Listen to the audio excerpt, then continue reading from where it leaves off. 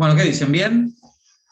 Bueno, ahí les mandé, lo habrán visto recién en el WhatsApp, les mandé la clave para la reunión de mañana del examen, que como ya les adelanté, íbamos a empezar la mañana a las 11 de la mañana. Tengo solamente dos personas que me han indicado por mail, que creo que una es de esta comisión y la otra es de la otra, tengo que chequear eso después, que no tienen problemas de horario, así que si alguno más no tiene problemas de horario, directamente los espero a partir de las 11 de la mañana. Me preguntaban hace un rato privado, de forma privada, si había algún problema de no presentarse al parcial y presentarse directamente al recuperatorio. Por supuesto que no, lo pueden hacer, solo pierden ustedes una opción, nada más. Yo nunca lo recomiendo eso, pero bueno, eso por supuesto que lo pueden hacer ustedes como les parezca. El parcial, como les dije, va a arrancar a las 11 en el orden en el que van a ir entrando a la sala de espera y los vamos a ir admitiendo de a uno. Tienen que tener paciencia. Yo les voy a ir mandando cada dos, o sea, que después de que entra y sale cada uno, les voy mandando fotos para que ustedes vean en el orden en el que están. Las voy a ir poniendo en el grupo de WhatsApp para que ustedes puedan ir viendo el orden en el que van, si les parece bien. No sé si tienen alguna pregunta sobre lo que va a ser el parcial o si quieren directamente empezamos alguna clase de repaso y en ese caso, si prefieren preguntarme temas o si quieren que repasemos un poquito salpicado.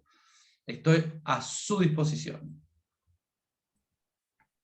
Doctor, yo le quería consultar, Sí. por ejemplo, usted una de las primeras clases había mencionado que el año pasado había cambiado la modalidad de tomar los parciales, ¿no? Por el tema de la pandemia, y que comenzaron a tomar casos.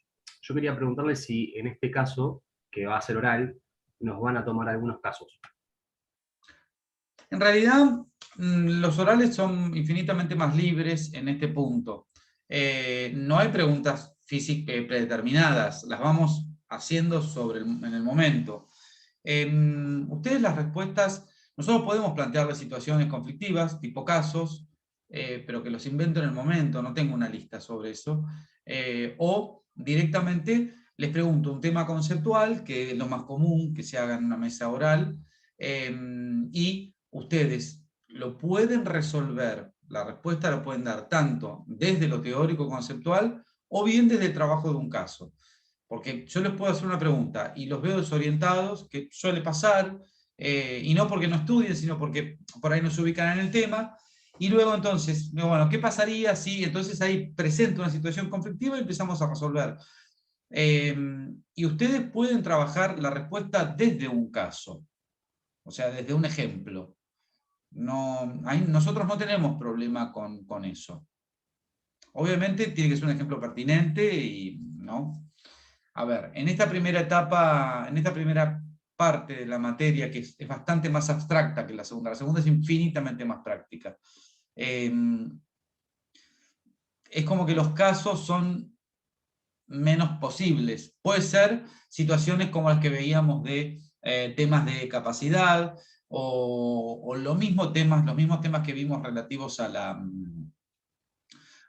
aplicación de la ley con relación al tiempo. Esos sí son temas que se prestan para casos, el resto son medio conceptuales. Yo te puedo sí hacer alguna pregunta, un ejemplo que me digas sobre el principio de especialidad con relación a la capacidad de las personas jurídicas, y te digo un ejemplo, una persona jurídica, sociedad, puede donar todos los bienes. Bueno, vos vas a tener que decir que no, porque está fuera del objeto social, porque no tiene capacidad, por el principio de especialidad, toda esa historia. Pero generalmente se van trabajando en el momento. ¿Alguna pregunta sobre mañana también, chicos?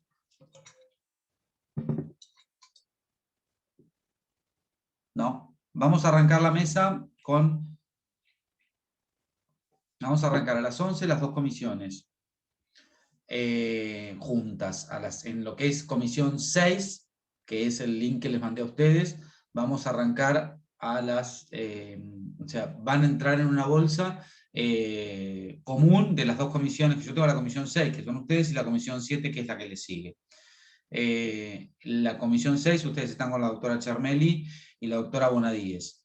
La comisión 7 están las doctoras Pérez y Graciela Martín Vela.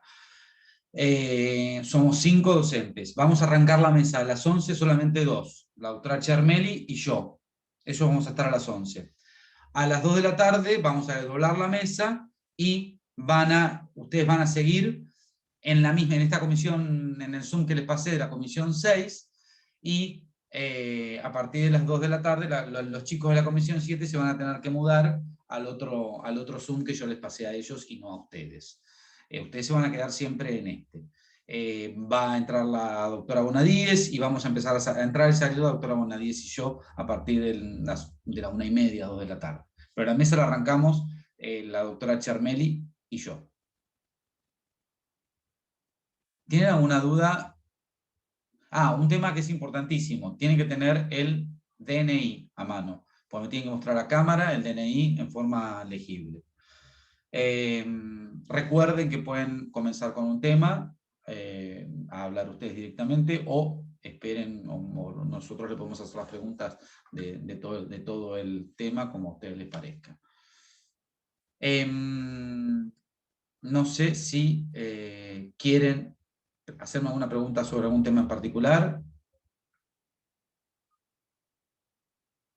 Yo tengo una pregunta. Sí, Sofía, decime.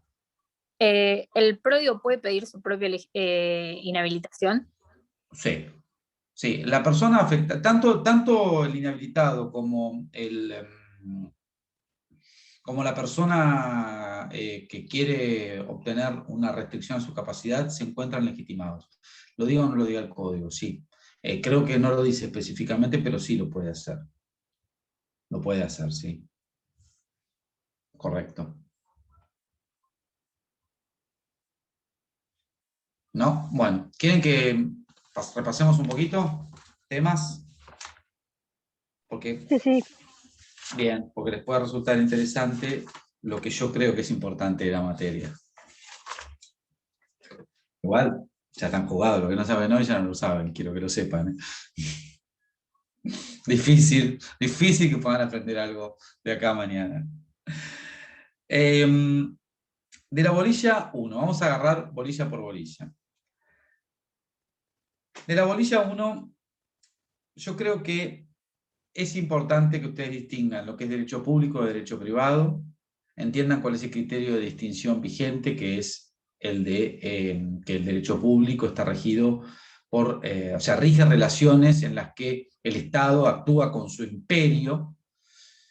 Puede ser que ahí hablemos sobre, o preguntemos sobre ejemplos de relaciones jurídicas en las que se aplica el derecho privado, pese a que el Estado es quien interviene en esa relación jurídica. Y ustedes, si yo les pregunto esto, mañana les hago esta pregunta.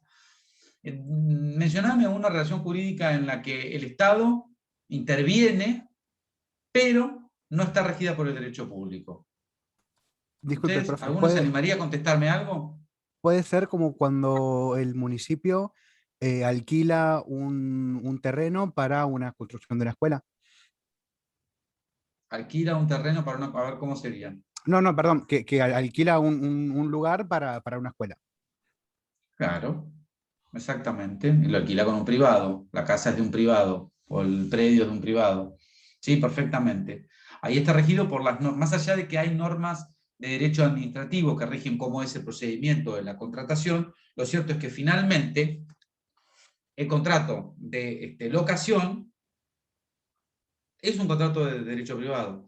Y de hecho, ha sucedido acá en Mar del Plata, tuvimos el papelón hace un tiempo de que el dueño de una casa le iniciara el desalojo a un juzgado de civil de primera instancia, porque el Estado no le pagaba el alquiler por falta de pago. Y eso obviamente tramitó ante la justicia ordinaria, común, regida por las leyes comunes. Más allá, insisto, de cierta normativa de derecho administrativo que tiene que regir la contratación. Pero bueno, esa podría ser una pregunta perfectamente para que ustedes, digamos, eso es lo que nos demuestra, es que ustedes entienden cuál es la distinción entre derecho público y derecho privado. Dentro de lo que es el derecho público, sí les diría que tienen que entender y mencionar un poco en qué consiste esto de la constitucionalización del derecho privado, cuál es la influencia que ha tenido la Constitución y cómo se observa la influencia de la Constitución en el derecho privado. Esto es muy fácil de entenderlo si uno lee Rivera, cuando ve esto de la dimensión diquelógica y la dimensión normológica, esto de que la Constitución tiene una eficacia directa, sin que sea necesario una norma que programe el ejercicio de los derechos constitucionales. Esto viene a cuento porque hace un tiempo, hace unas décadas atrás, se dividían los derechos o las garantías constitucionales entre las programáticas y las directas, las de eficacia directa. Había derechos que se consideraba que necesitaban de una ley que los reglamentase. Existían, estaban como declarados en la Constitución, pero en la medida que no había una norma de rango inferior que reglamentaba el ejercicio, era como que era un conjunto de principios, pero que no tenían eficacia directa. Necesitaban de la reglamentación por parte del Congreso.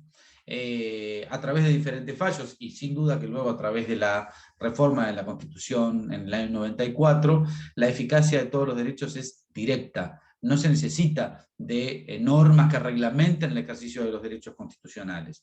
Eso quedó muy bien reforzado con la jerarquización de los tratados de derechos humanos al rango con la jerarquía constitucional cuando se incorpora en el artículo 75, inciso 22 de la Constitución.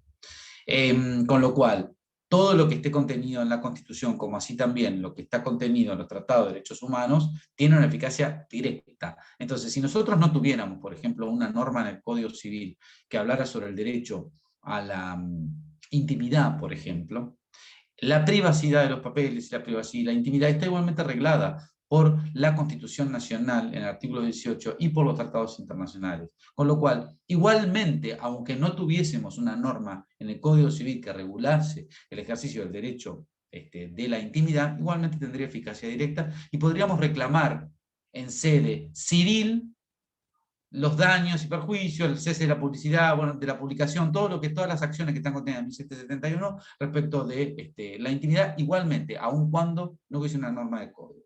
Eso es importante que ustedes entiendan, porque tiene una eficacia directa, normológica y a su vez diquelógica, es decir, valorativa. ¿Sí? Claramente es así. Siguiendo en la bolilla 1, no, yo le diría que pusieran el foco en el repaso en eso, más allá de que, por supuesto, hago esta aclaración hoy y la voy a hacer siempre, que es que nosotros podemos tomar todos los temas de las 16 unidades, cualesquiera de las 16 unidades y todos sus temas, no obstante, señalo que es lo que creo yo que es importante. En cuanto a lo que son las fuentes del derecho, acá la fuente primordial del derecho es la ley. Clasificación, concepto, característica, clasificación de las leyes, importantísimo que lo sepan. En particular, la distinción entre leyes imperativas y leyes supletorias. Y dentro de las leyes imperativas, las que son leyes de orden público. Esto no solo que yo soy hincha con esto, sino que les va a resultar de una enorme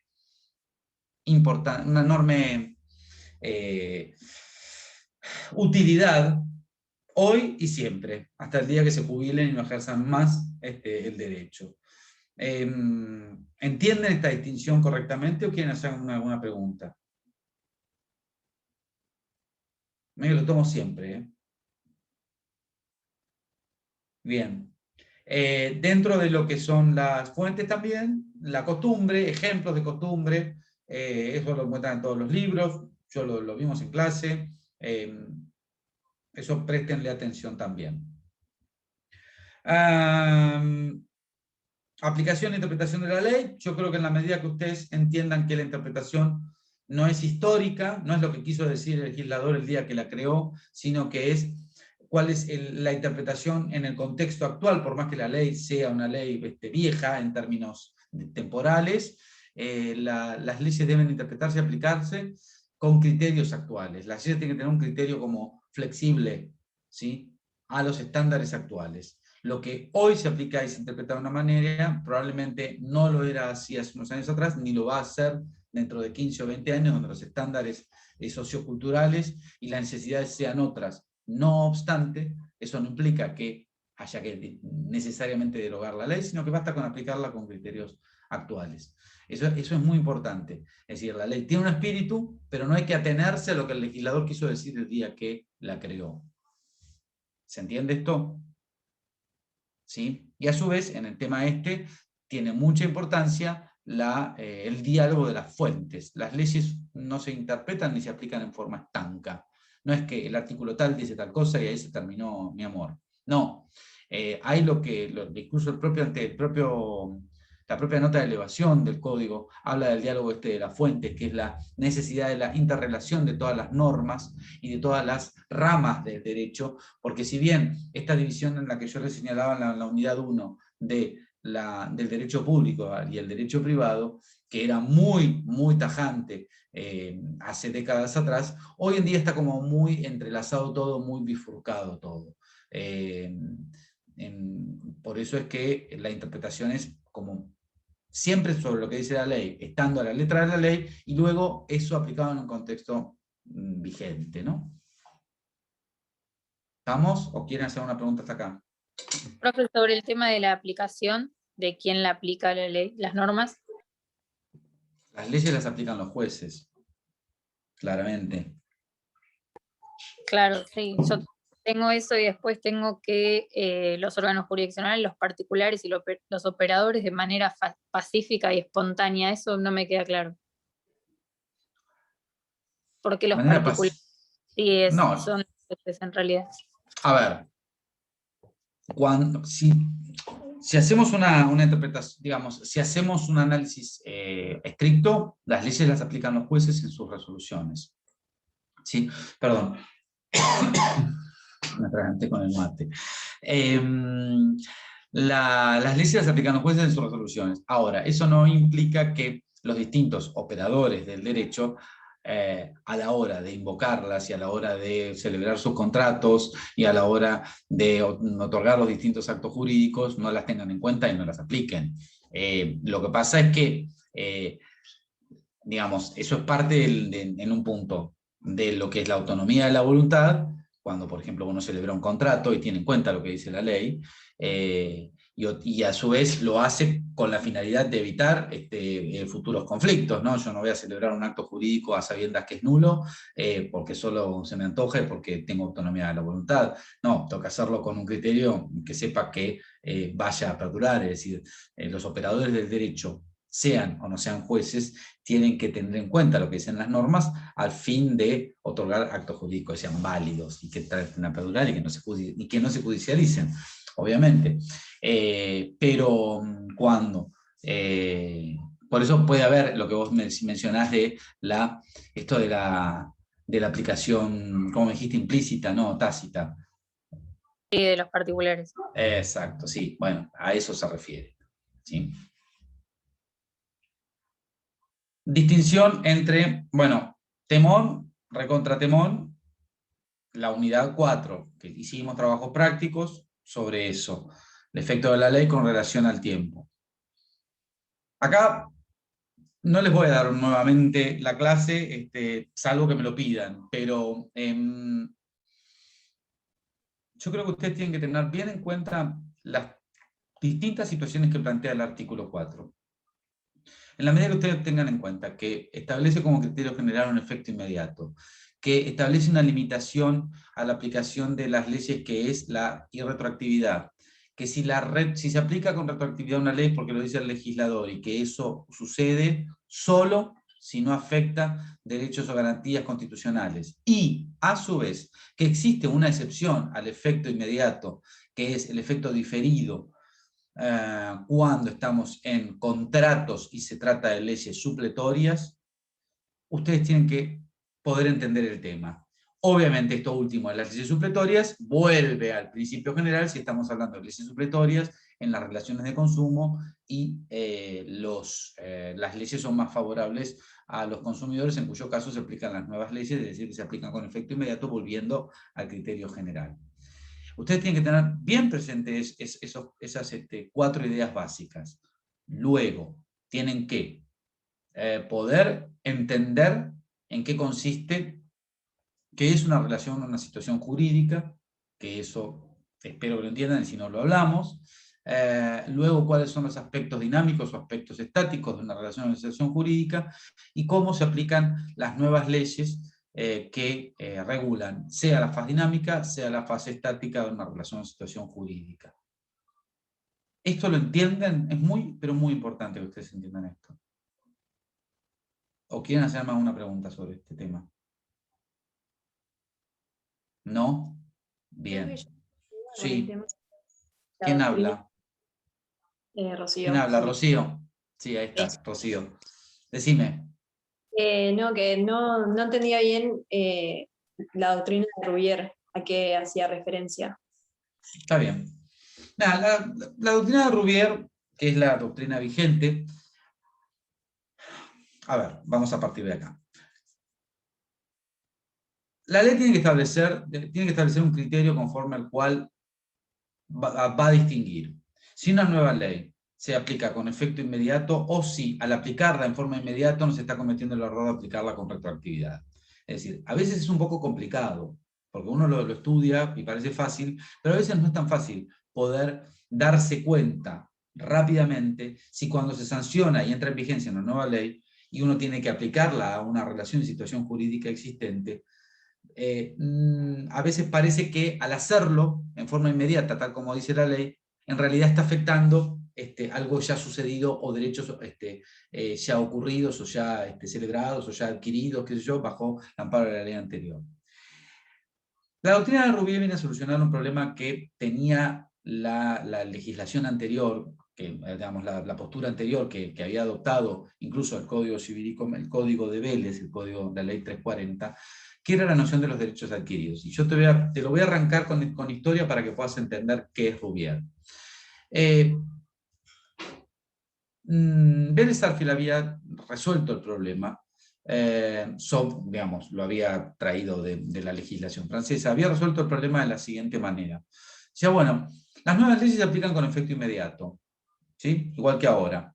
Y para saber si una ley, cuando se aplica con efecto inmediato, está afectando la retroactividad, y en cuyo caso no se puede aplicar, hay que juzgar cuál es el derecho que está afectando. Si la nueva ley va a regir y va a modificar un derecho que ya se ha adquirido bajo el amparo de la ley anterior, entonces en ese caso la ley nueva no se puede aplicar porque hay una aplicación retroactiva. La nueva ley solo se puede aplicar respecto de las meras facultades o derechos en expectativa. ¿Y cómo resolvía esta cuestión? Decía, derechos adquiridos en aquellos derechos que el titular ha reunido todos los recaudos que establece la ley para considerar que ese derecho está incorporado a su patrimonio firme.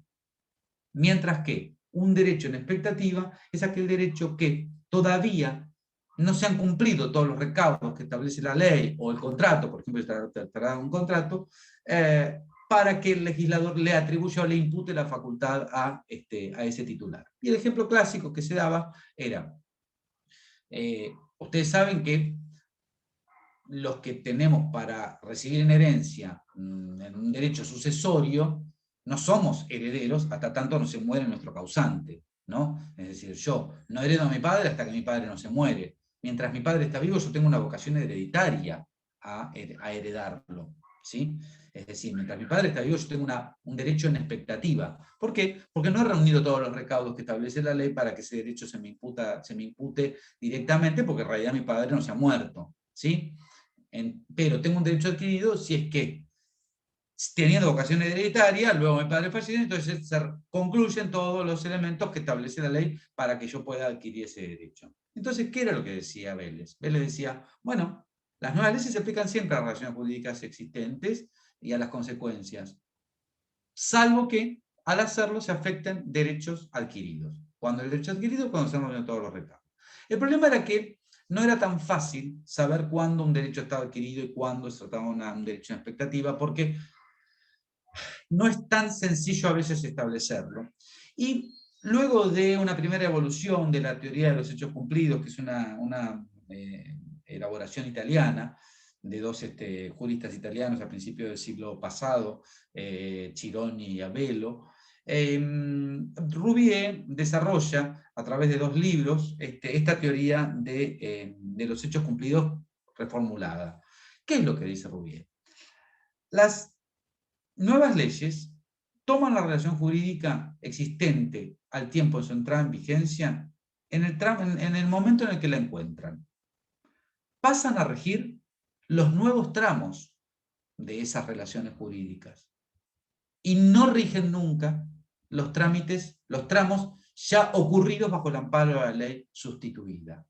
Esto implica que se consideran hechos cumplidos a todas aquellas consecuencias que se han verificado, se han cumplido bajo el amparo de la ley anterior.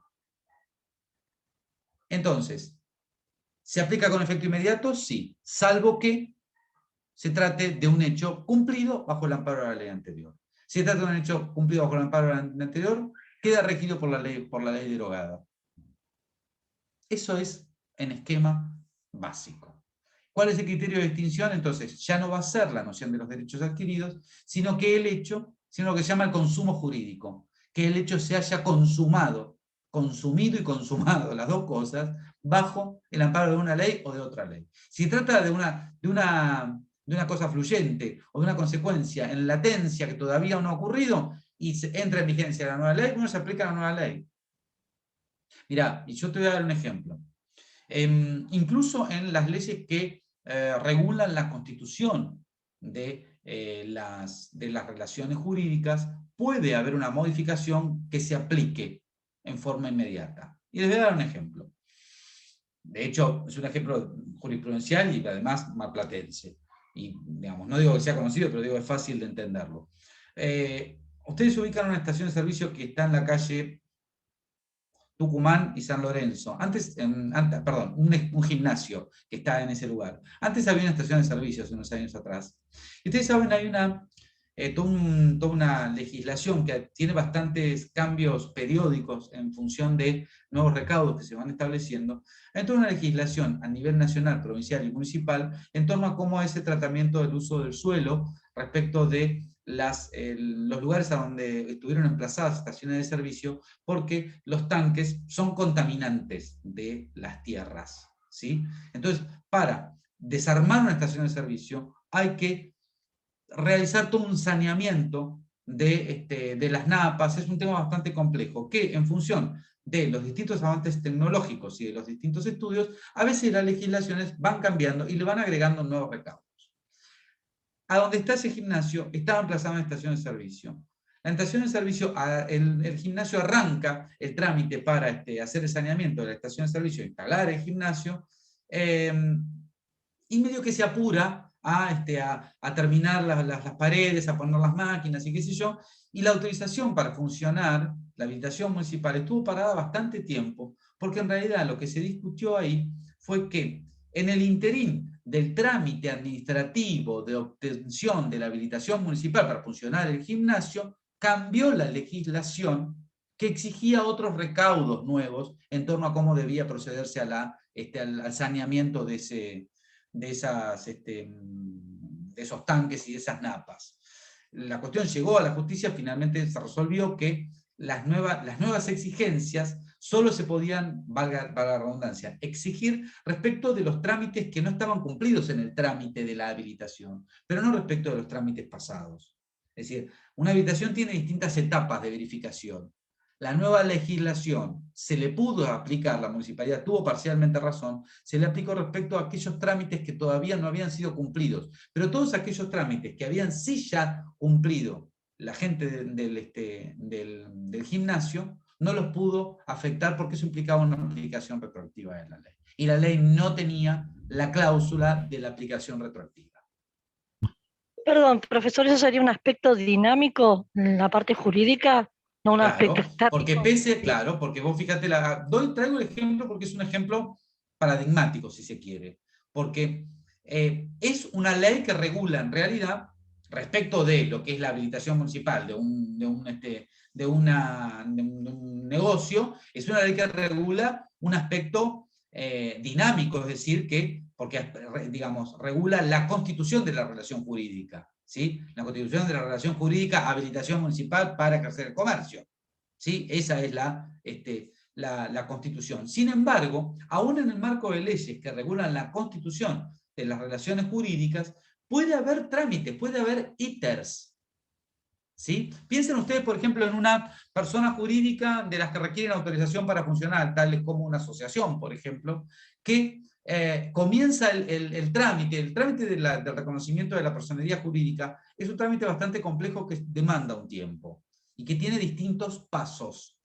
Si se modificase la reglamentación de la Dirección de Personas Jurídicas en torno a los trámites en el medio del trámite que uno está iniciando para obtener el reconocimiento de una persona jurídica, solo esa modificación solo podría afectar respecto de los pasos no concluidos. ¿Se entiende? Pese a tratarse de una ley que regula aspectos dinámicos, cuál es la constitución de la relación jurídica. Siempre la nueva ley rige los tramos no concluidos. Toma la relación en el momento en el que la encuentra y comienza a regir a partir de ahí. ¿Sí? Sí, sí. ¿Te saqué más o menos la duda, Rocío? Sí, profe. Bien. Bueno, lo que es la codificación del derecho civil argentino, voy a darlo por sabido. Vamos a pasar a la unidad 6.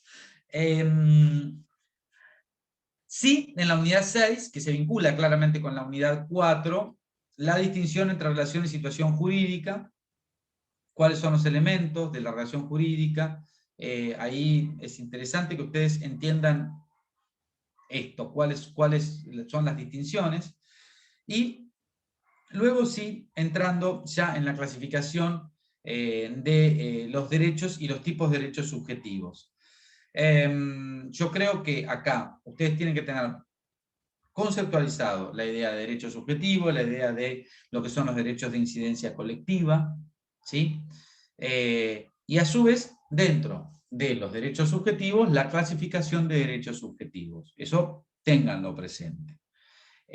Luego, y eso sí es muy importante, el tema del título preliminar, el artículo 9 en adelante, de los límites al ejercicio de los derechos. Eso fue tema de clase mía. ¿Se acuerdan que hablamos de la buena fe, de la doctrina de los actos propios, del ejercicio abusivo de los derechos, y de los límites al ejercicio de los derechos? Eso, ténganlo presente, porque eso lo podemos trabajar en el examen con ejemplos. Porque yo les puedo plantear, por ejemplo, no sé, bueno, a ver, un concepto básico, mínimo, de abuso del derecho, y luego, bueno, ejemplo. Otro ejemplo. A ver, ¿cómo sería tal situación? ¿A dónde podríamos ver el ejercicio abusivo de un derecho? Yo les puedo dar opciones. Si pasa esto, pasa lo otro. Y para que ustedes se identifiquen. ¿Entienden eso? ¿Sí? Bien. No piensen que los vamos a poner contra las cuerdas, bajo ningún aspecto. No es nuestra filosofía, y menos en un oral. En un oral somos... o sea, les vamos a exigir contenido, pero los vamos a ayudar a construirlo en el caso de que se traben. No se preocupen.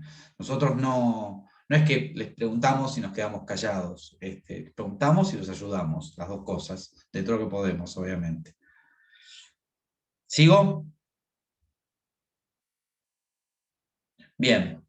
La persona humana, unidad 7. Acá yo creo que en la medida que ustedes tengan bien presente cómo es el debate sobre el comienzo de la existencia de la persona humana, cuál es el contenido del fallo Octavia Murillo, cuál es la discusión que puede darse en torno a la eficacia de las sentencias de la Corte Interamericana de Derechos Humanos. ¿Eso lo vieron? ¿Lo estudiaron? ¿Lo vieron? Porfa, díganme que sí o que no, que blanco o que negro, algo. Artavia Murillo saben de qué se trata. Sí, el de Artavia Murillo, sí. Bien, correcto. Entonces, no les voy a pedir el fallo, ni siquiera la mención, solamente con que sepan que existe un fallo de Artavia Murillo que, en general, ¿qué es lo que establece el fallo? Mientras me sirvo un mate.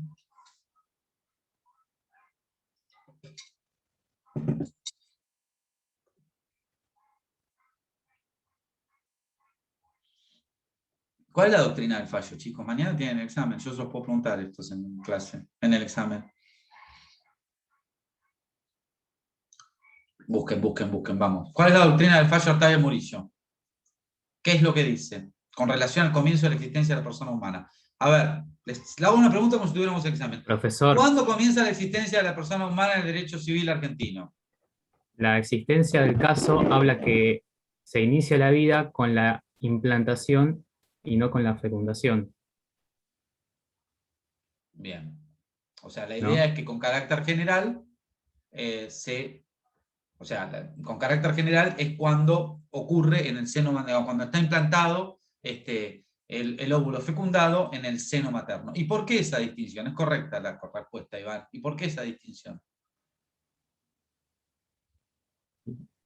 Esa distinción se va porque estaban discutiendo, ¿cómo lo puedo explicar? No, muy sencillo. ¿Por qué no en la fecundación y por qué sí en la implantación? Y porque llevándolo al caso, por ejemplo, el caso de La Plata que vimos, estaban discutiendo si darle fin a la crioservación de embriones o no. Entonces, si lo llevas a ese punto, quiere decir que en la crioservación no hay vida a proteger, si ¿Pero por no está qué? implantado. Correcto. Bueno, está bien, correcto. ¿Pero por qué? ¿Cuál sería la diferencia entre un óvulo fecundado y no implantado y un óvulo fecundado e implantado? Que cuando hay Porque implantación,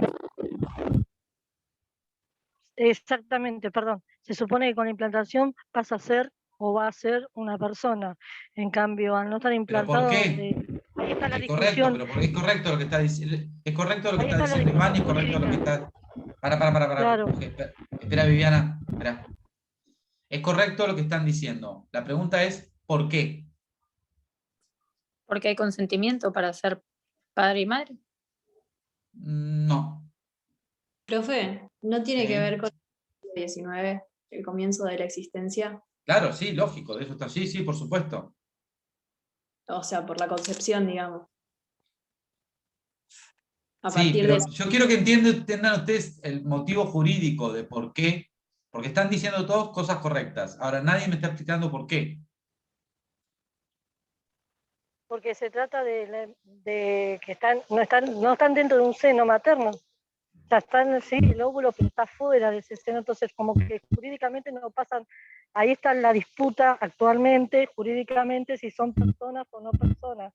Bien, ¿y por qué lo del seno materno? Es correcto. Viviana, está perfecto lo que estás diciendo. ¿Por qué esa cuestión del seno materno? Ay. Porque uno, supuestamente, como lo dice el código, uno es persona a partir del seno, o sea, dentro del seno materno. Al no ¿Pero estar por dentro del qué? seno, jurídicamente esa es la discusión. ¿Pero por qué? ¿Saben por qué, chicos? Es muy sencilla la respuesta. No se compliquen mucho. La distinción entre Profe, implantación, sí. ¿puede ser por si son personas, o sea, sujetos a derechos? No, la respuesta no es jurídica, la respuesta es de las ciencias biológicas, muy sencilla. Todavía el estado de la ciencia, el estado de avance de la ciencia no permite suponer que la viabilidad de una persona, la formación de la viabilidad de una persona no se haga fuera del seno materno. En la medida que solo los óvulos fecundados puedan crecer en un seno materno y no fuera del seno materno, es que va a haber personas recién cuando estén implantados en el seno materno. Por eso es el punto de la implantación en el seno materno. Concepción en el seno materno o implantación en el seno materno del óvulo fecundado. Porque un óvulo fecundado en un tubito de ensayo no puede convertirse en un bebé. Ese es Perdón, Pero ¿por qué también está la discusión siguiente de que si, por ejemplo, de casualidad, cuando un especialista manipula esos embriones, está la discusión es que si se le cayó el embrión no está matando, no está matando? A eso me refiero. ¿Cuál es? No, no, bueno, ahí eso es, bueno, correcto. A ver, ahí después, digamos, desde lo que es jurídico, la ley toma como paradigma con carácter general, aceptando la doctrina de Octavio Murillo, con carácter general, lo que en América se acepta es la implantación, porque es la viabilidad, la posibilidad de que eso se convierta en una persona, ¿sí? Y una persona y un óvulo fecundado en un tubito de ensayo no tiene viabilidad como tal si no se implanta en un seno materno. Luego, por supuesto, está lo que es la legislación, que en nuestro país no hay, sobre la manipulación de los embriones fecundados. Si son personas o no son personas. Con carácter general, la ley nuestra no los reconoce como personas. Profesor, yo tengo una pregunta con Sí. esto. Acá el artículo 19 dice que comienza la asistencia de la persona humana desde la concepción, ¿no? Y el código de Vélez añadía eso dentro del seno materno. Sí, porque el Código de ¿Por qué Vélez no pudo pensar nunca en una concepción que no fuera en el seno materno. Hoy, la concepción, lo que pasa es que eso fue una discusión enorme. El código en su redacción, digamos, en la redacción del proyecto era mucho más amplia, lo habrán estudiado esto. El artículo 19 tenía un segundo párrafo que se lo sacaron, ¿sí? Que decía, o cuando fue implantado, cuando tratándose de, no me acuerdo el texto exacto, pero le daba la idea de que cuando se trataba de algo, de un óvulo que había sido fecundado fuera del seno materno, comenzaba la existencia de la persona cuando era implantado. Hubo una fuerte discusión, una fuerte presión, obviamente por parte de la Iglesia, que sostenía que solo la persona humana no importaba dónde era concebida, lo importante era que fuera concebida, y la presión generó que se dijera específicamente solo desde la concepción. No obstante, pasan dos cosas.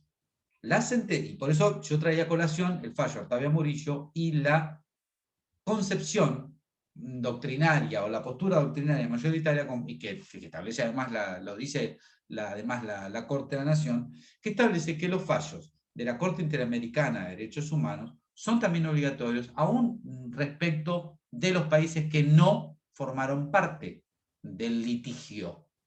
¿Sí? Ustedes saben, sacamos un minuto del tema.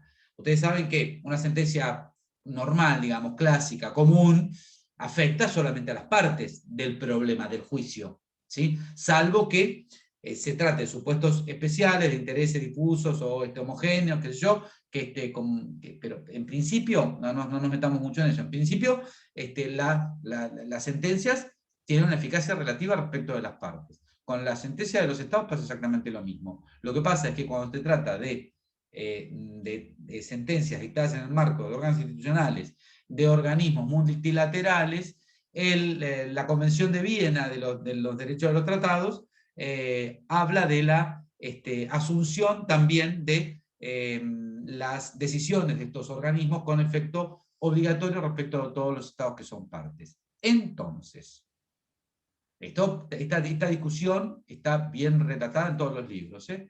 Entonces, ¿cuál es el punto? Si el fallo de Octavio Murillo, que dice que la persona humana comienza desde la concepción del seno materno, o si se trata de una fecundación in vitro, cuando se lo implanta, ¿sí?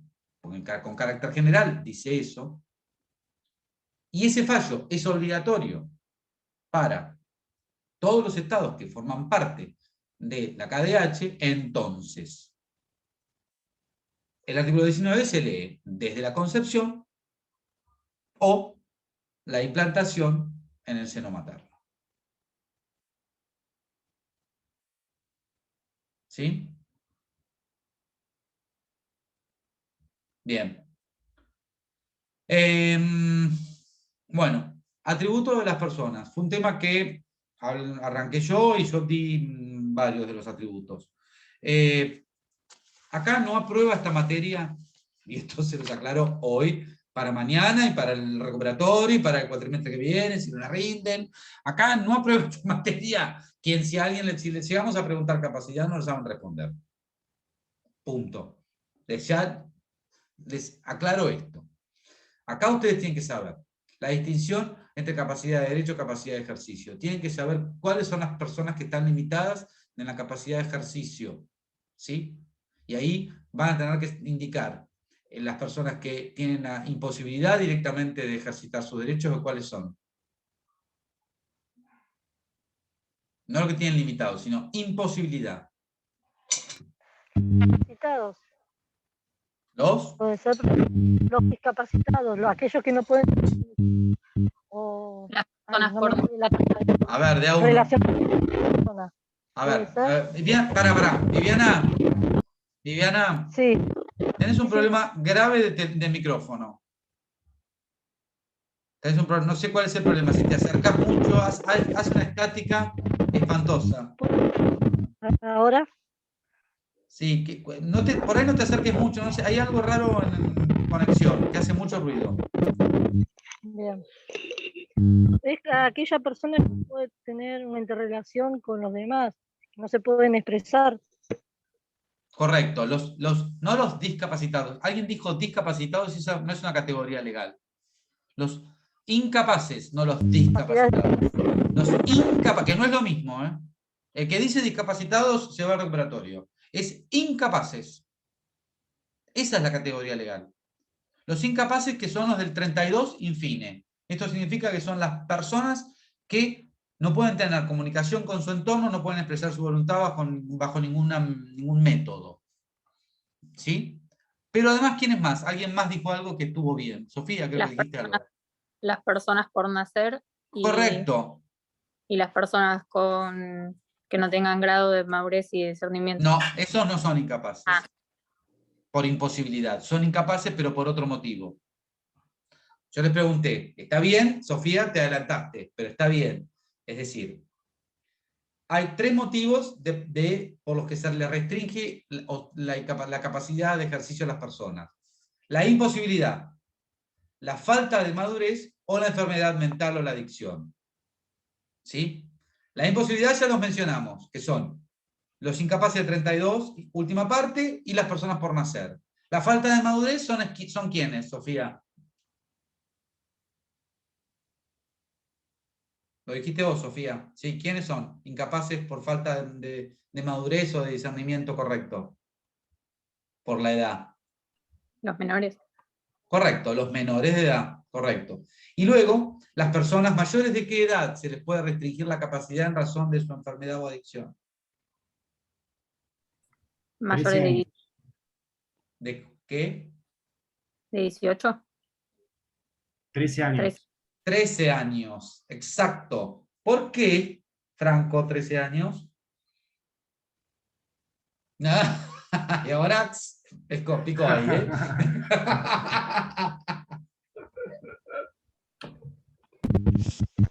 Ahí se supone a esa edad la ley le permite tener ciertas capacidades o hacer uso de ciertas capacidades que ya no le son. Como por ejemplo el uso de su cuerpo, hacer, no sé, alguna operación que no corra riesgo su vida. O sea, no necesite consentimiento. La idea un poco es esa, es que el menor adolescente, ya la ley le va confiriendo otros derechos distintos, digamos, el ejercicio de otros derechos, entonces es recién a partir de ese momento en el que se le puede restringir la capacidad. Bien. Este va a examen algunos de los principios, o todos, o que los vayan y que los expliquen, los principios del artículo 31 que rigen la restricción a la capacidad. Yo incluso se los puedo recitar del código y ustedes me lo tienen que explicar. O sea, no necesito que se los aprendan de memoria, ni mucho menos, porque incluso yo les puedo decir, bueno, cuando el artículo, y se los puedo leer, cuando el artículo 31 se refiere a esto, dice, ¿qué es lo que está? ¿Se entiende la pregunta? Nosotros no les vamos a pedir a ustedes cosas de memoria, del código, ni mucho menos. Porque incluso hasta yo se los puedo dar a leer. Fíjate que el artículo tal, fíjate lo que dice el artículo, léemelo. En función de eso charlamos. Yo hasta le puedo tomar un examen así. ¿Sí? Porque de hecho cuando ejerzan la profesión, o sea en forma pública o en forma privada, van a leer la ley. ¿Ustedes creen que uno se sabe el código de memoria? Eso por supuesto que no. Pero lo que voy a necesitar es que me lo expliquen, ¿sí? Y cuando la ley es clara, le voy a pedir que lo sepan. Pero algunos de la aplicación, de la explicación y aplicación de las reglas generales del artículo 31, se las puedo pedir. Estudien de qué se trata realmente bien eso. Luego, en lo que es el procedimiento, me parece que en la medida que ustedes entiendan en qué consiste el equipo interdisciplinario, en qué consiste la sentencia, ¿sí? Cuáles son los alcances de la sentencia en los términos del artículo 38. ¿Se acuerdan que esto lo hablamos bastante en clase y yo incluso les dejé un fallo de la Cámara Segunda, de la Sala Segunda de acá de Mar del Plata, de hace un par de años atrás, de una señora en la que se le nombraban 2 apoyos, ¿no es cierto? Se los dejé. Eso está en el campus. Eso es muy importante que ustedes sepan, la distinción. Primero, ¿cuál es el alcance de la sentencia y cuáles son los actos de la sentencia que el juez le va a restringir? Y a su vez que puedan identificar cuáles son las funciones de un apoyo con relación a las funciones distintas que tiene un representante. ¿En qué consiste la representación y en qué consiste la asistencia? Que son 2 cosas diferentes. También en este tema es importante que ustedes sepan cuáles son las funciones del Ministerio Público, ¿sí? La función principal y la función complementaria del Ministerio Público de acuerdo al artículo 103. Sépanlo eso. También en este tema, la revisión de la sentencia y cómo se produce esa revisión cada 3 años y en qué contexto, quién la puede pedir, quién no la puede pedir, el cese de la restricción, ¿sí? ¿Estamos hasta acá? Luego, inhabilitados, pródigos, lo hablamos en clase, también, sépanlo bien. En cuanto a lo que son los menores, esto lo vieron con el doctor Pellier. Respecto de menores, si la semana pasada hablamos de la emancipación, es porque suelo tomarlo, es un tema que nos parece interesante, pero también el tema de menores, por supuesto, todo lo que tenga que ver con la capacidad progresiva, ¿sí? Ese es un buen tema para que ustedes se luzcan, uno podría adoptar el criterio de Rivera en cuanto a que esa noción de la capacidad progresiva se aplica en principio solo a los derechos de contenido extramatrimonial, y todo lo que tenga que ver con el patrimonio, Rivera sigue sosteniendo que ahí la distinción es tajante entre personas capaces y personas incapaces, hasta que no cumplen los 18 años no la tienen. No obstante, es una postura fuerte, pero es una postura. Hay otros autores que señalan que el criterio de la capacidad progresiva se aplica no solo respecto de los derechos y los actos de contenido extrapatrimonial, sino también abarca todo tipo de actos. Es importante también que lo sepan. Yo no sé si les conté de un caso. Perdón, profesor, yo leí, aparte escuché la grabación del doctor Pellier. Puede ser, o entendí mal, que los menores de 13 años pueden tener una relación parental cuando son papás, o sea, tienen la autorización legal o jurídica para tener esa responsabilidad parental. Parental, no, parental. Perdón, parental. Parental, perdón. Vos decís, si un menor de 13 años es padre, ¿puede tener la responsabilidad parental? No, perdón, a partir de los 13 años. Sí. Sí, Claro, lo que pasa es que, bueno, no, pero eso no lo convierte, que el hecho de que tenga responsabilidad parental no lo convierte en un mayor de edad, ni en un emancipado. Claro, pero en otra parte dice que se puede hacer cargo los abuelos de ese bebé. Por supuesto, porque los representantes legales. Vas a tener que solucionar este problema del micrófono, Viviana, para mañana, es tremendo. Sí, perdón, no sé por qué. No sé, resolverlo para mañana porque no nos vamos a poder entender en el examen. No lo tengo ni cerca. No sé qué decirte. Hace mucha estática. Yo no sé si es un problema de conexión, si es un problema del micrófono. Por ahí usando auriculares con micrófono lo podés resolver. Claro, ahí le preguntan si usás auriculares, Viviana. Sí, debe ser por eso, profesor. Ah, bueno. Ahora lo saqué. Para mañana no uses auriculares porque si no, no nos vamos a poder entender. Profe, yo tengo una pregunta. Para que le respondo a Viviana. Viviana me preguntaba sobre el ejercicio de la responsabilidad parental de las personas menores de edad. Quienes son sus representantes legales, es decir, sus progenitores, son también representantes legales de los menores. Eso sin perjuicio de los nietos, digamos, sin perjuicio de que los padres tienen responsabilidad parental, pero no son sus representantes legales. Es decir, vos pensás que si se trata de un chico de 15 años que no tiene el pleno ejercicio de sus derechos, menos puede representar a otro. ¿No? Sería como una cosa loca. Entonces, sí tienen responsabilidad parental, pero no son representantes de sus hijos. Los representantes de sus hijos son sus representantes. O sea, por cadena. Sí, espera que alguien en el chat me está preguntando algo y ya voy con vos, Rocío. Ahora vamos al artículo 28. Dale. Sí, Rocío, dale. No, Sofía, perdón, me quería preguntar. Perdón. Sí, yo. No, está bien. La emancipación se da por la contratación de matrimonio, pero la contratación de contratación no, celebración. No, celebración. Matrimonio, hay una teoría que es un contrato, pero bueno, por ahora digamos que es un acto jurídico a secas. Bien. Para otorgar el matrimonio tiene que ser la autorización de los padres. O sea, no sé, ¿y bueno, por qué no? En el caso que usted mandó, no me acuerdo qué decía, pero yo lo había contestado y no pude estar en la clase que dio la solución, pero antes bien. estaba... Vamos por ahí. La emancipación se logra con matrimonio. Para celebrar el matrimonio, si se trata de una persona que tiene más de 16 años y obviamente menos de 18, basta con la autorización de los padres. Si se trata de una persona que tiene menos de 16 años, no lo pueden autorizar los padres.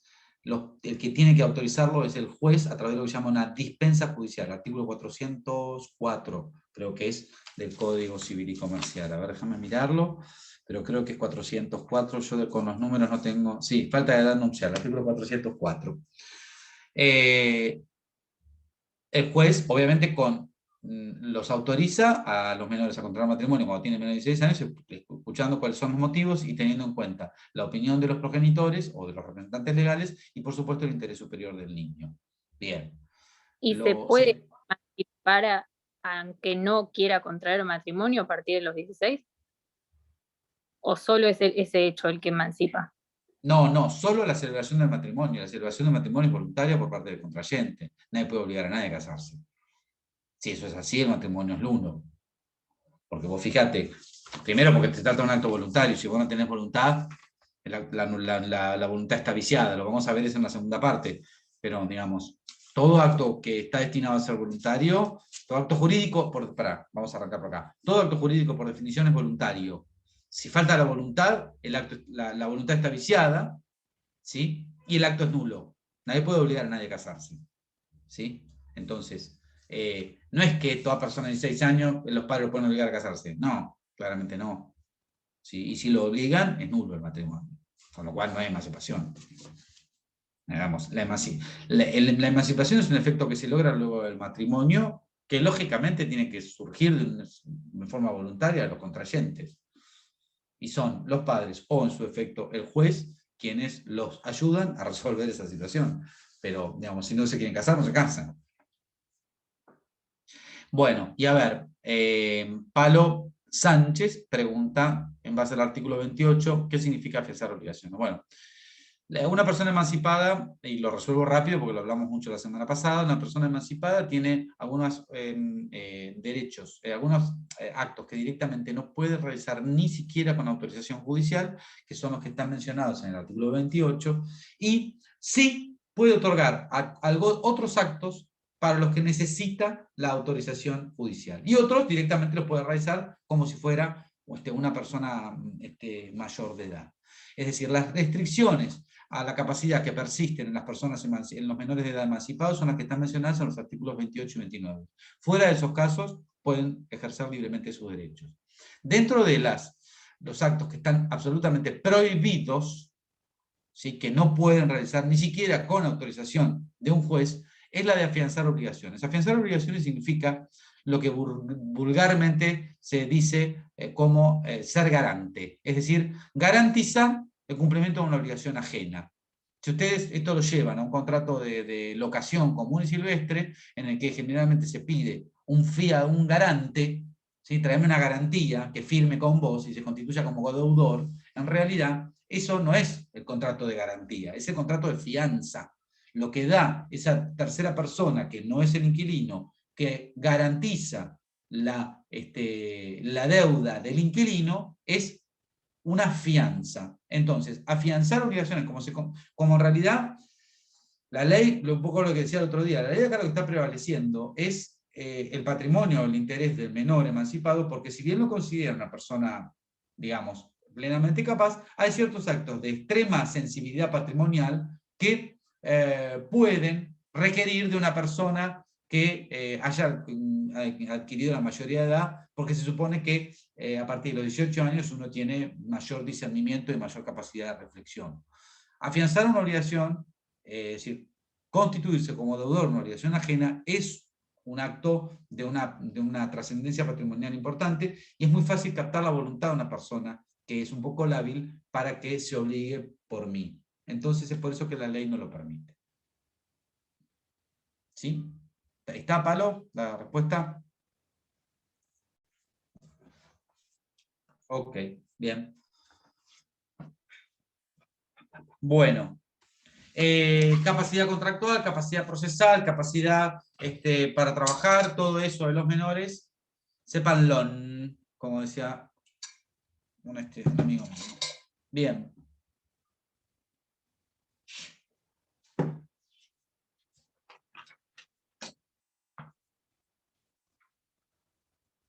Atributos, demás atributos de la persona. Ya salimos de capacidad. Nombre. Del nombre, yo le diría que alguien preguntó ayer, porque me preguntó la doctora Chermelli. Perfecto. ¿Cómo intervienen los menores en juicio? Me dice Pablo Sánchez. Los menores en juicio, a ver, los menores en principio tienen que ser representados. Si se trata de derechos concernientes a los menores, deben ser representados por sus representantes legales, ¿sí? Y debe actuar el Ministerio Público con digamos, esa representación promiscua que tiene y de tipo complementaria. Si por alguna circunstancia durante el juicio el menor queda desamparado, por ejemplo, porque pierda a sus representantes legales, o ante la inactividad de sus representantes legales, el Ministerio Público toma una intervención directa. ¿Sí? Hay un caso bastante paradigmático de hace un par de años de la Corte de la Provincia, en el que, y esto yo lo comenté en clase me parece, no sé si fue acá o en la otra comisión, en el que una madre venía representando un juicio a su hijo, apela una sentencia, y cuando llega la sentencia a la Cámara no expresa agravios, no lo funda el recurso. Y uno cuando apela no solo tiene que apelar, decir apelo, sino que además luego tiene que explicar por qué apela y qué critica de la sentencia apelada. Ese segundo acto, esta madre no lo había hecho, y si uno no lo hace, el recurso se cae, lo que se declara desierto el recurso. No se trata directamente porque no se sabe qué era lo que está.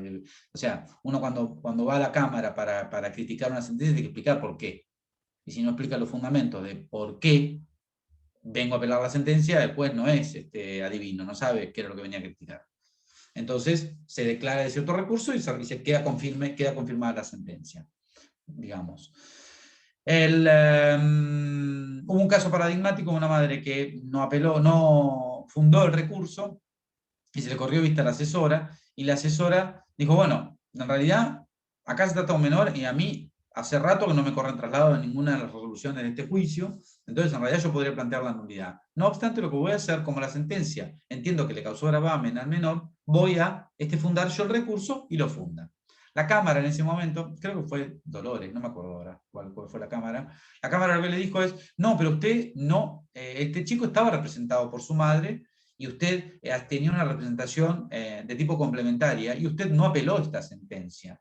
Entonces no puede venir a fundar un recurso que usted no apeló. Y se lo declaran desierto. Lo manda a la Corte y la Corte dice, no, ojo, porque un menor siempre tiene que tener un representante y una representación que no se desentienda de los derechos del menor. Entonces, si bien el Ministerio Público no apeló, y la que apeló fue la madre, y luego abandonó el juicio, entonces el Ministerio Público toma el juicio en ese momento, en la situación en la que está, y sigue adelante con la representación de tipo principal de la segunda parte del artículo 103, y lo dejó sostener al recurso. ¿Qué es lo que estoy queriendo decir con esto? Que los menores siempre actúan en los juicios a través de sus representantes legales, y siempre tiene que intervenir el Ministerio Público, aunque sea tomando vista de la existencia del juicio. Ahora, si se trata de acciones derivadas de la relación laboral o del acto u oficio del menor cuando ya tiene edad suficiente para trabajar, ahí tiene una capacidad procesal propia. Puede elegirse el abogado y puede presentarse solo en el juicio. ¿Sí? Y a su vez, sabrán ustedes la existencia del abogado del niño. Hay situaciones en las que hay conflicto entre los progenitores, sea entre ellos relativos a los niños, o sea entre los niños y los progenitores relativos a los bienes, por ejemplo, la administración de los bienes, o cuando el menor ya tiene una edad suficiente como para tener intereses propios diferentes a los de sus representantes legales, entonces, y puede haber un conflicto y una confrontación, entonces en ese caso el menor tiene derecho a un abogado propio, distinto del de sus representantes legales y distinto del Ministerio Público. ¿Sí? ¿Estamos? ¿Sí, Palo? Bien. Bueno, vamos a meterle pata. Demás atributos. Nombre. Ayer la doctora Chermani me preguntó si porque alguien había preguntado si les tomábamos adopción. Lógicamente, el tema de adopción no es un tema de nuestra materia, es un tema de familia. Lo que pasa es que cuando hablamos del nombre y del apellido, hablamos bastante de adopción, porque yo les conté cómo se regían las reglas del apellido en los casos de adopción. Solo lo único que le voy a preguntar en todo caso será eso, nada más. Punto. Esto es todo lo que tengo para decirles de adopción. Respecto al nombre, yo creo que lo más importante que tienen que saber del nombre son cuáles son los motivos para la acción de cambio de nombre. ¿Sí? Eso es, diría yo, el tema más importante del nombre. Y luego, en Estado Civil, los supuestos en los que la posesión de Estado, o sea, la distinción entre posesión de Estado y título de Estado. Y los supuestos en los que la posesión de Estado tiene trascendencia. ¿Esto con qué lo vieron de Estado? Con la doctora Chermeli, ¿no? No. Bueno, no me acuerdo. Puede ser la doctora Bonadilla. Cualquiera de las dos lo tienen que haber dado muy bien. Ustedes entienden la distinción entre posesión de Estado y título de Estado, ¿no es cierto?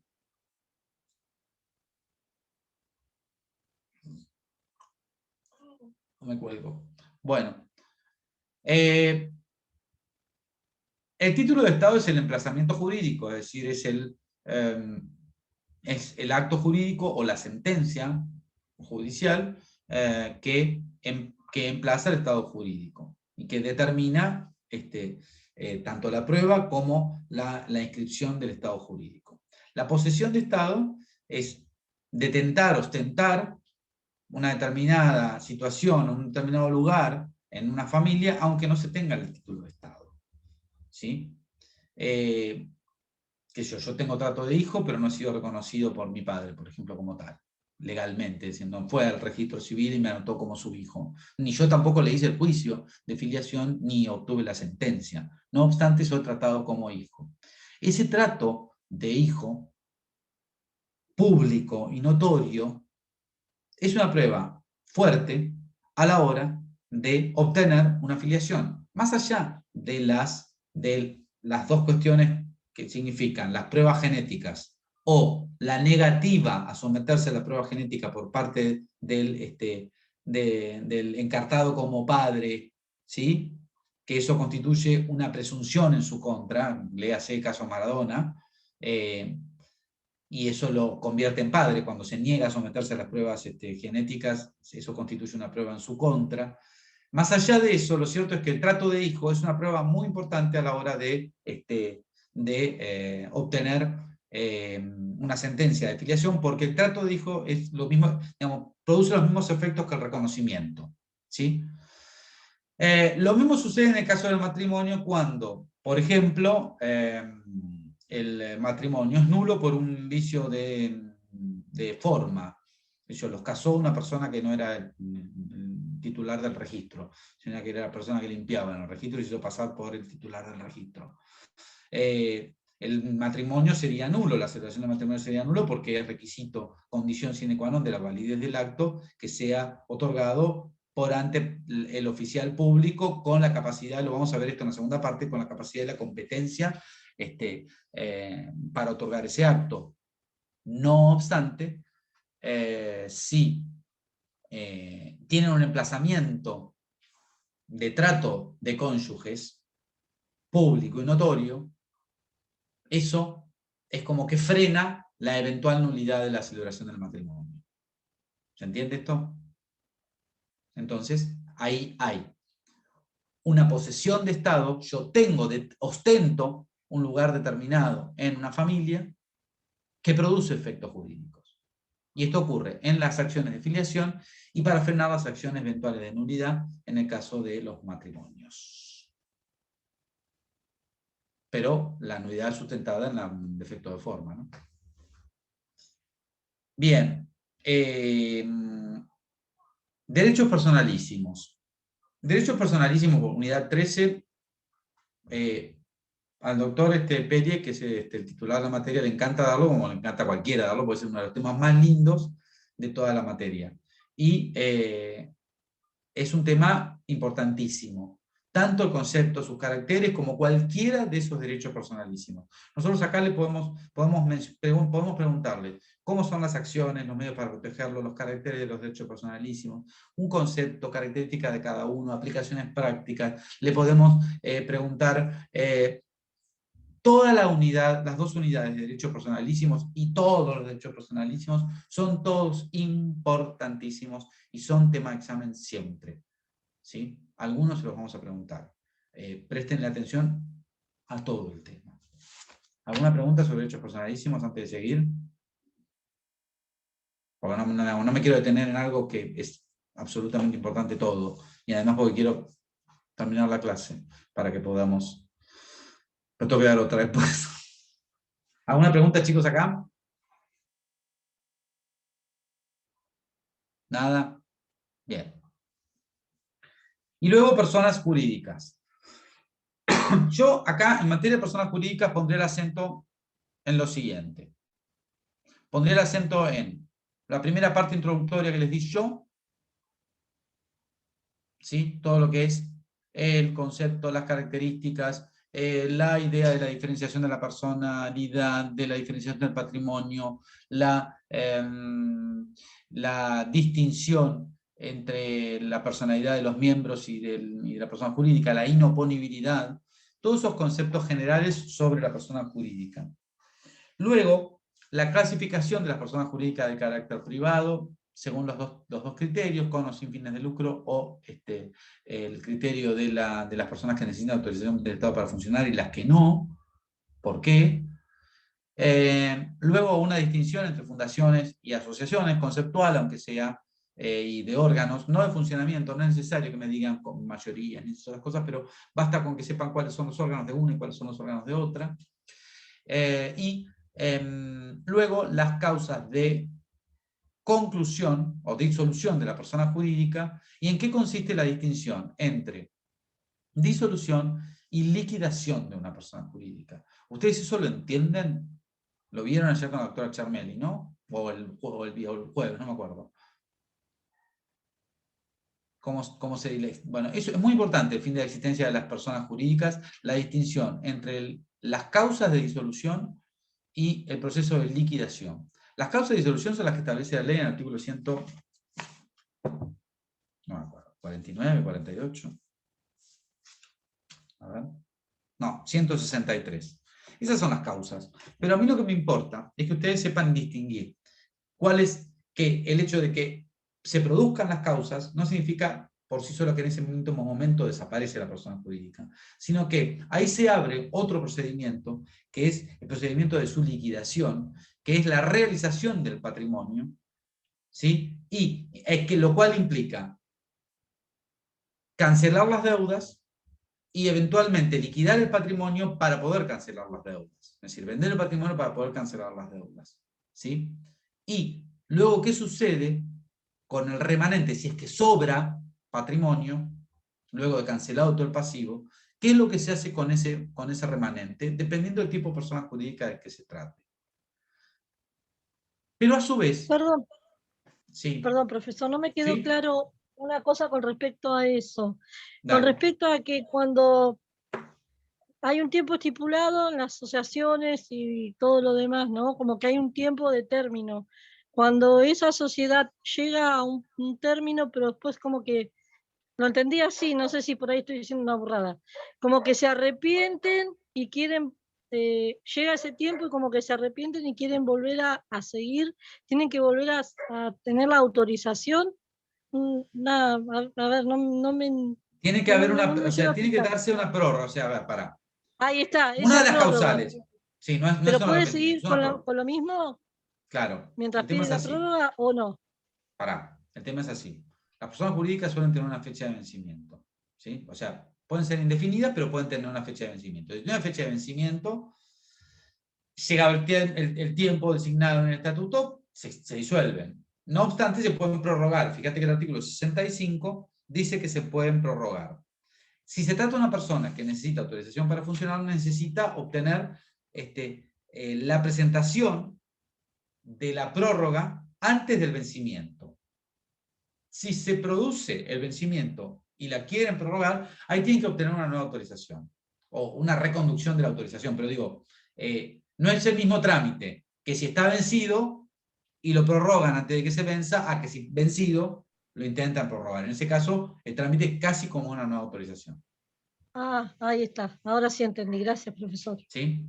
Lo que es importante que ustedes además entiendan que una vez que se verifican las causales de disolución y la persona jurídica entra en liquidación, la capacidad de la persona jurídica queda limitada a el otorgamiento de aquellos actos tendientes a la liquidación del patrimonio. No tiene otra facultad más que esa. ¿Esto qué implica? Que por ese principio de especialidad de que hablábamos, que delimita la capacidad, ahora se ve doblemente reforzado, porque además de la capacidad en función del objeto, es también en función del proceso de liquidación. ¿Se entiende esto? Con lo cual, solo puede otorgar aquellos actos destinados a la liquidación de la persona jurídica. También, dentro de lo que es persona jurídica, tienen que saber en qué consiste la responsabilidad de la persona jurídica, quiénes son los responsables por las deudas que contrae la persona jurídica, y si existe algún tipo de responsabilidad de los miembros directores, y cómo juega esto del artículo 159 y 160 del Código Civil y Comercial. ¿Estamos?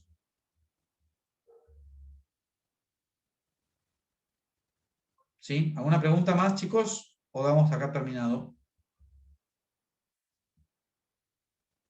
Bueno, si tienen algún inconveniente de horario, que no me lo han hecho saber nada más que 2 personas, los espero mañana a las 11. Si tienen algún inconveniente de horario, les pido por favor que me manden mail. porque yo los voy metiendo en una carpeta, ¿sí? No de nada, Juan Manuel. Pásenme mail. No me manden mensaje porque me complican con el mensaje.